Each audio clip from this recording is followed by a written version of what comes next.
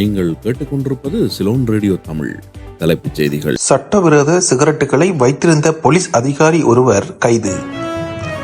உணவு ஒவ்வாமை காரணமாக 31 மாணவர்கள் வைத்தியசாலையில் அனுமதி. 1,00,000 தாண்டிய புதிய வாக்காளர்கள்.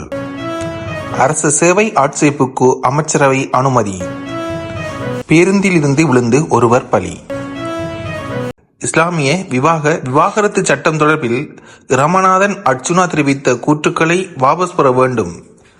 எதிர்க்கட்சி முஸ்லிம் எம்பிக்கள். கேட்டுக்கொண்டிருப்பது சிலோன் ரேடியோ தமிழ்.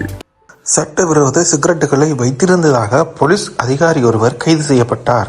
1860 வெளிநாட்டு சிகரெட்டுகளை சட்டவிரோதமாக வைத்திருந்ததாக வலானா துணைப்பிரிவு தடுப்பு பிரிவால் ஒரு போலீஸ் கான்ஸ்டபிள் கைது செய்யப்பட்டுள்ளார். குறித்த சம்பவம் தொடர்பாக கிரண்பாஸ் காவல்துறையில் பணியாற்றும் ஒரு போலீஸ் கான்ஸ்டபிள் கைது செய்யப்பட்டுள்ளார். உணவு ஒவ்வாமை காரணமாக 31 மாணவர்கள் வைத்தியசாலையில் அனுமதி. மட்டக்களப்பு கரடினாறு மகா வித்தியாலயத்தில் சிற்றுண்டி சாலையில் நூடில்ஸ் வாங்கி சாப்பிட்ட மாணவர்கள் உணவு ஒவ்வாமை காரணமாக வாந்தி எடுத்ததை அடுத்து 31 மாணவர்கள் நேற்று பகலில் கரடினாறு வைத்தியசாலையில் அனுமதிக்கப்பட்டனர். இதில் 27 பேர் மேலதிக சிகிச்சைக்காக மட்டு போதனா வைத்தியசாலைக்கு மாற்றப்பட்டதால் அப்பகுதியில் பெரும் பரபரப்பு ஏற்பட்டது. சிற்றுண்டி சாலையை நடத்தி வந்த பெண் உரிமையாளர் போலீசில் சரணடைந்ததாக போலீசார் தெரிவித்தனர். குறித்த பாடசாலையில் உள்ள சிற்றுண்டி சாலையில் பகல் 1 மணி அளவில் உணவு சாப்பிட்ட பல மாணவர்கள் வாந்தி எடுக்க தொடங்கியதால் பதற்ற நிலை ஏற்பட்டது. வாந்தி எடுத்த மாணவர்களை கரடினாறு வைத்தியசாலையில் அனுமதித்தனர்.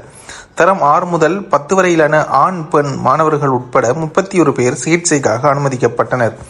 பலருக்கு மயக்க நிலையும் தொடர் வாந்தியும் ஏற்பட்டதால் 27 மாணவர்கள் நோயாளர் காவு வாகனங்களில் மட்டு போதனா வைத்தியசாலைக்கு மாற்றப்பட்டு அதிதீவிர சிகிச்சை பிரிவில் அனுமதிக்கப்பட்டனர். பொது சுகாதார பரிசோதகர்களின் சோதனையில் பழுதடைந்த நூடில்ஸ் விற்கப்பட்டது தெரிய வந்தது.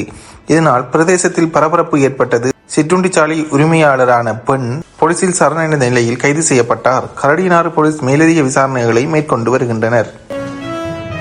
இம்முறை உள்ளூராட்சி மன்ற தேர்தலில் 1,55,976 புதிய வாக்காளர்கள் வாக்களிக்க தகுதி பெற்றுள்ளதாக தேர்தல் ஆணைக்குழு தெரிவித்துள்ளது.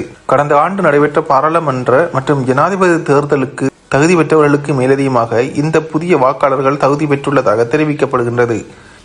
இதுக்கிடையில் உள்ளாட்சி மன்ற தேர்தலுக்கு அனைத்து ஆரம்ப ஏற்பாடுகளும் ஏற்கனவே முடிக்கப்பட்டுள்ளதாக தேர்தல் ஆணைக்குழு தலைவர் RMS ரத்நாயக்க தெரிவித்தார். இதற்கிடையில் உள்ளாட்சி மன்ற தேர்தலுக்காக தபால் வாக்கு விண்ணப்பங்களை ஏற்றுக்கொள்வது நாளை 12ஆம் தேதி முடிவடையும் என்று தேர்தல் ஆணைக்குழு தெரிவித்துள்ளது.